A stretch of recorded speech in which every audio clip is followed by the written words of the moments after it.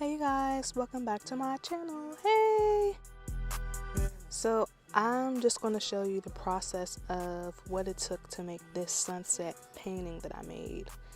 I had this idea in my head for actually a few months now. I had everything sketched on the canvas already.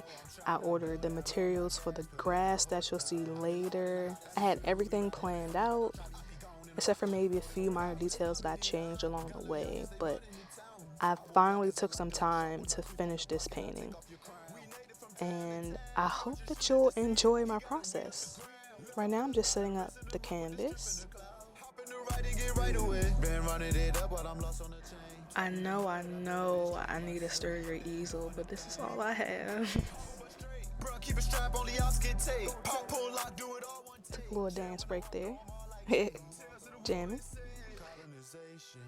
So now I'm starting on the pants for the figure that's laying down in the front.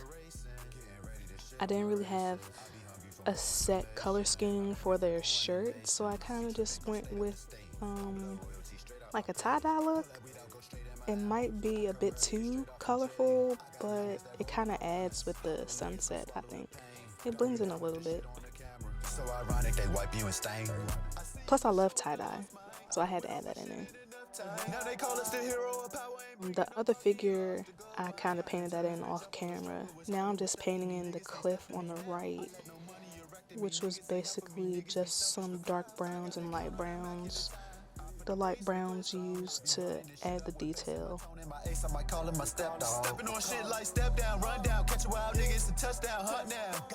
And then I'm going to start working on my sunset.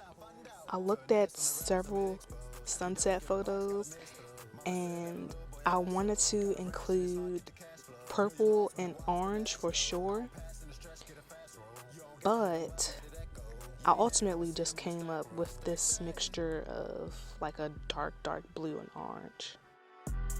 And it would have been much more helpful if I painted the sunset before I painted the rest of the painting. But like I said before, I already had sketched out the person or people.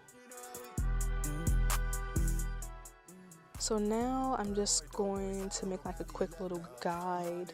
I traced out the sections on the painting that will need to be covered in this moss, and now I'm just cutting out the paper that I traced so I could go back and, as you can see, cut around the paper and get the same pieces of moss.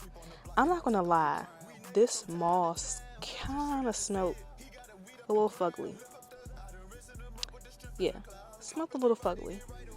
But I'm just gonna wrap up the rest of it back onto the roll that it came on and put it back in its bag. And I may or may not use it for a later purpose. I don't see why I would need to use it for a later purpose, but who knows? At least I have extra. Chopping the rules in my dough, hopping my stations. Gamble my way out my patience. I be rolling that shit for the racing. Getting ready to shit on the races. I be hungry for more information. And I'm just going to show you the packaging just in case somebody wants to buy some. I got it from Amazon. So now I'm just going to go back and place these before I actually put them down on canvas. I was contemplating how I would get to put them down, whether or not I was going to use super glue or glue gun or staples. And as you can see in the next clip, I just used some pins, some good old fashioned pins for clothing.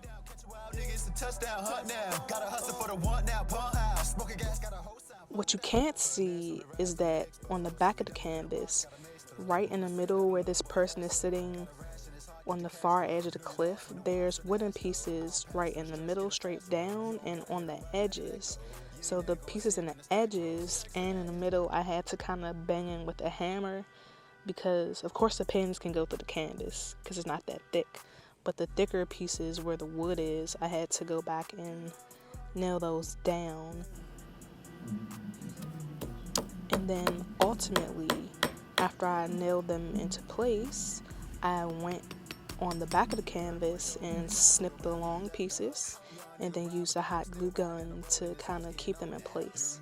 And that's basically how I finished my painting. Pretty easy, I guess. I added a little bit of flowers.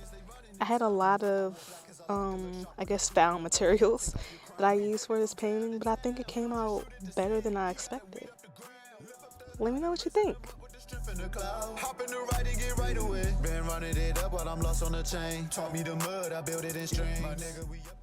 This is the final piece.